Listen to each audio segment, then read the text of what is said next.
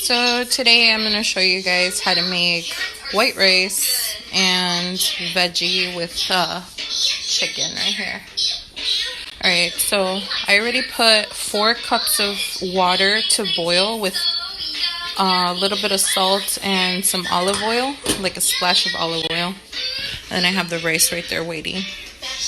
And I chopped zucchini, carrots, and I'm still chopping the potatoes right now.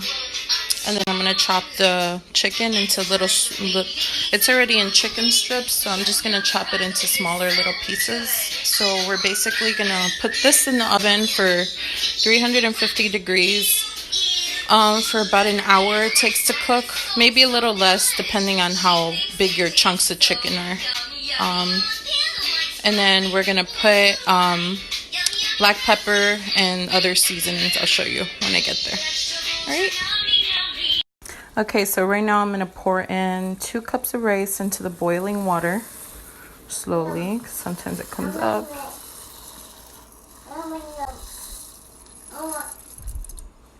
And then just get the rest of that out right now. Okay, so now that you have all the rice in there, you're going to give it a little stir. And you're going to lower the heat and cover it back up. Just stay close by just in case it starts spilling and you want to do the little tilt thing that I showed you in the previous video. Okay, so you see it's starting to like do that little spill thing. So at this point you want to crack the lid a little. That way it lets out a little bit of the pressure. Still keep it at low heat. And right here, I basically chopped the chicken into little pieces and I mixed it together with purple onion and tomato and a little bit of the garlic salt seasoning. This one by Lori's. I usually get that at Sam's Club. The big one. And then I'm gonna also sprinkle a little bit of that seasoning over the potatoes and the carrots and the zucchini, and then also do some cracked pepper and put foil over it. And I have my oven right now preheating, and once it's at 350 I'm gonna pop this in and set a timer for 45 minutes. So once it's in the oven for 45 minutes, you want to check on it and make sure that it's fully cooked. Kind of pinch the potatoes with a fork, and the chicken, cut a little thin slice in the middle and make sure it's fully cooked. If it isn't and it needs a little more time, then you put it back in the oven without the foil on top for about 15 minutes. And the rice, once it puffs up, it's fully cooked already. If it's still the top needed a little more cooking because you had to crack it open, just put a little dab of butter, shut it back up, and then wait for the top to cook. And shut it off, and that's it. Alright, enjoy guys.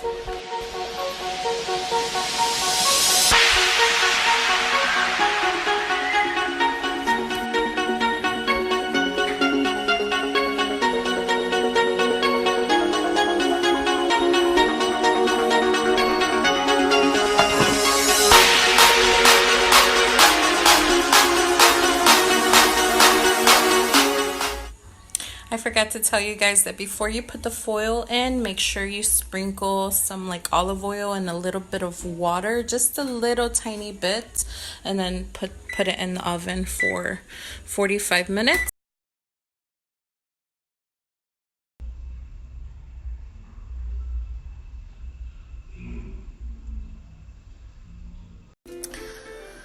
Oh my goodness. So unfortunately, Delilah, it's time for you to say goodbye to your DockATot. I have the DockATot Deluxe for her, and I tried for her to use it as long as possible. She outgrew it actually months ago. It was like really snug for her. But she didn't know how to like roll out of it. But now, every night, she's rolling out of it. So I'm just kind of scared to let her still sleep in it since it's little. And she has a lot of room to like roll out of it and stuff. Like nothing's happened to the point where she was like stuck and like suffocating or anything like that, because she knows how to move really good throughout her crib. But I just get worried, you know, at night when I'm sleeping. At night when I'm sleeping and I can't like really keep a vigilant eye on her and stuff, you know. Like I just get worried, what if she's sleeping, she's knocked out, and then she's like under it, you know. But yeah, so Mom. Hi, say hi. Hi. Ice. Yeah. Ice. It's ice, yeah. Why do you have ice? Huh? Why do you have an ice pack? Because you got owie? You were running? I told you no running in the house. And you slipped. You got ouchies. Hi, pretty girl. You finished your moo-moo?